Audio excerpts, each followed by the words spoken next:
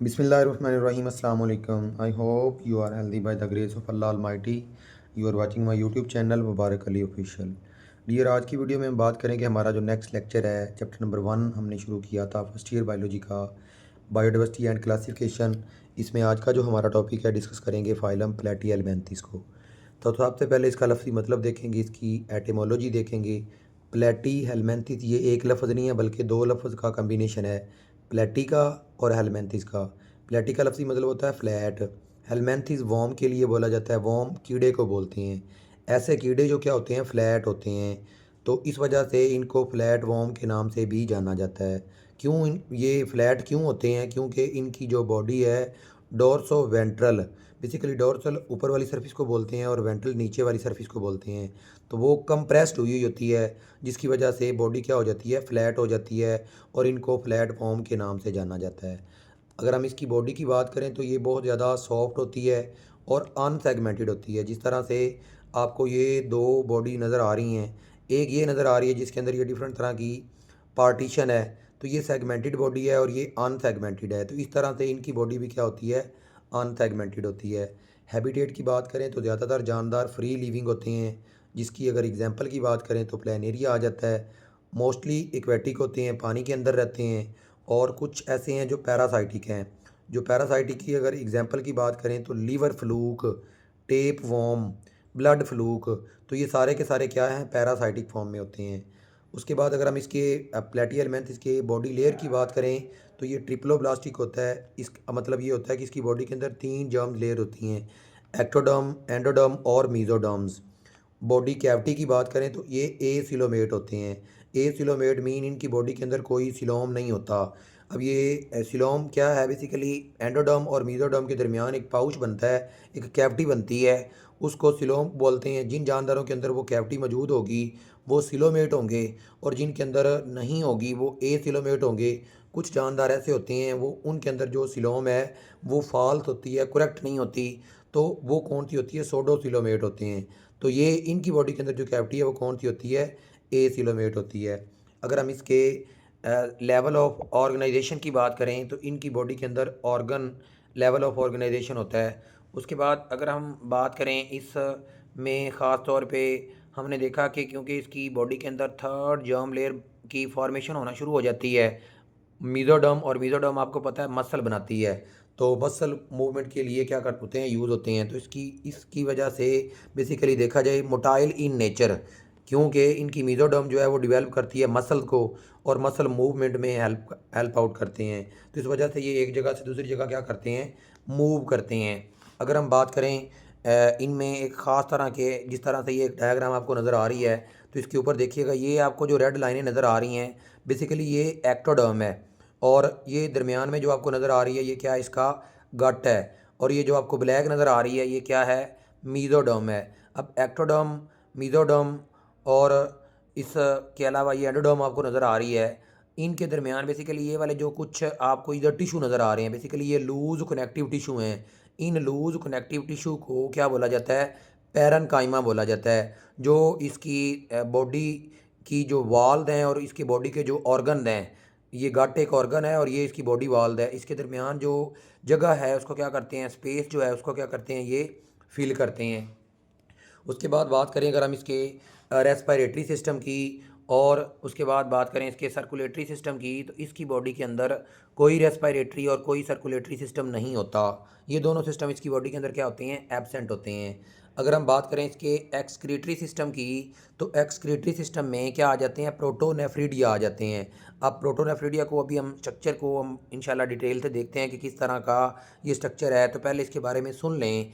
ये एक tubular network है, जो कि ये जो ट्यूब्यूल्स हैं, जिस तरह से आपको ये बॉडी नज़र आ रही है, ख़ास तौर पे इसकी बॉडी के अंदर ये डिफरेंट तरह के ब्लैक जो आपको ट्यूब्स नज़र आ रही हैं ना, तो ये बेसिकली क्या नेटवर्क जो है, ये क्या है, ट्यूब का जो नेटवर्क है इसको प्रोटोनेफ्रिडिया बोलते हैं, और ये बहुत ज़्यादा होता है, और ये क्या होता है, ब्रांच्ड होता है। अगर हम इनकी एंड देखें, ये वाली एंड, तो एंड से ये क्या होता है, बेसिकली बल्ब लाइक स्ट्रक्चर होता है, और तो इस वजह से इनके इस सेल को क्या बोला जाता है, ये क्या होते हैं, फ्लेम सेल होते हैं, जिनकी नेचर बेसिकली आगे से ये ब्लाइंड होता है और बल्ब की तरह होती है।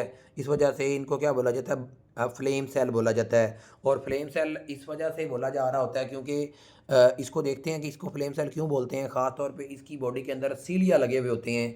जिस तरह से मोम चल रही होती है और उसकी फ्लिकरिंग हो रही होती है तो वो शोला जल रहा होता है, शोले की मूवमेंट हो रही होती है। इस तरह से इन सेल के अंदर ख़ास तौर पे जो सीलिया होंगे जब वो मूव करेंगे तो उनकी नेचर ऐसे लग रहा होगा जैसे मोम जल रही है। तो इस वजह से इनको फ्लेम सेल का नाम दिया जाता है ख़ास तौर पे।